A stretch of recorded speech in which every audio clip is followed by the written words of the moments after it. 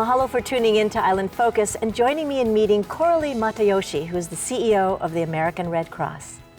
Appreciate you taking the time, especially in these days of drama. Yes, there is a lot of drama. You know, climate change has made us busier than ever. And every time we think that it's the worst, the typhoon just hit Saipan with 180 miles an hour winds. And we're learning so many lessons from Maria in Puerto Rico and having to think of basic things like how are you going to flush the toilet when there's no water because the electricity and the pumps are out. And trying to just get back with communication, getting satellite phones over there.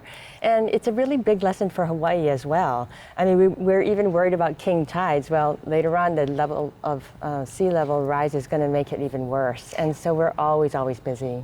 Well, when we talk about the American Red Cross, we all grew up with this image, you know, of the Red Cross coming into war zones and into man-made situations as well as nature's. How do we here in Hawaii affect or support, I guess, what else is happening in the world? You know, anytime something happens around the world, we belong to a Society of International Red Crosses, and they go to the affected region and figure out what they need. And our modus operandi for the American Red Cross is to send money, because a lot of people say, oh, I want to go to Haiti or the Philippines, and really they need the money in order to be able to boost the economy and be able to get things to people. So you don't physically go to the locations? Not to international. We send a very few experts in water sanitation or grief counseling to be able to bolster their volunteer efforts, because I think Japan has 2 million volunteers, and so they didn't need us, but they needed our support in terms of expertise and also money.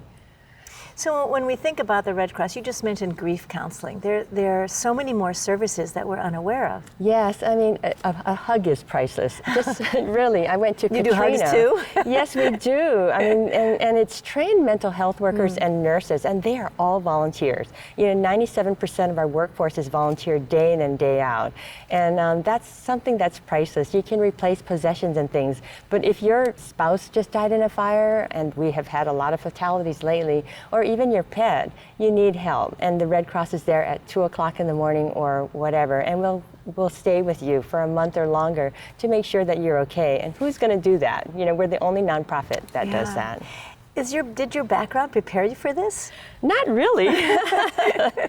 I'm a lawyer, as you know, and I was a trial attorney. And a mom and a wife. Yes, and a executive director of the Bar Association and Board of Regents. and lately a judge.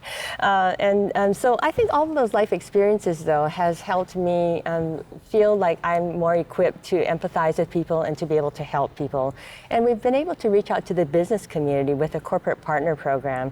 So when I got on board the Red Cross, we were dead broke. And they had just got rid of a lot of people just to keep the doors open. And so we started having special events, and that takes a lot of time, and the net profit isn't that much.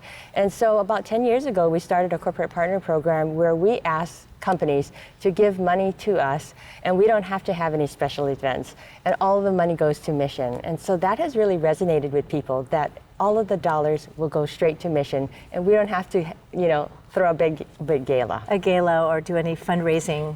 Yes, per se.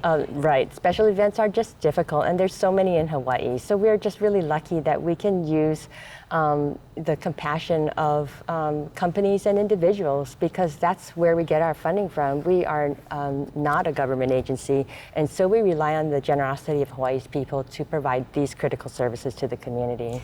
Well, and I would imagine, too, relying upon the history of Red Cross. And so we know that Red Cross shows up when least expected and when needed. Right. What's a message to the public that you would like to leave? Well, I wanted to tell people that the Red Cross is not a government agency, and so we need your support. We are only as strong as our own community can support us, and not only with money, but with volunteers. We need volunteers every single day. We respond to disasters every 4 days in Hawaii, and then when there's a big one, like the lava flow or Hurricane Lane or the flooding, we need more people. And so we've been able to try to get just-in-time spontaneous volunteers. We actually recruited about 400 on the big island. Because we're separated by islands, we need people on that island. Otherwise, we're going to have to transport and house them. And so we were able to do that successfully with the lava flow, which we were there for 138 days, which is the longest running shelter in Red Cross history in Hawaii. Right. Well, we appreciate all of your leadership and the different professions that you've had, but certainly now with the Red Cross, and we know that the history of the organization and your own history really support it. So thank you so much. Thank you. Thank you for joining us. Thanks. We've been chatting with Coralie Matayoshi, who is the CEO of the American Red Cross. Thanks for joining us.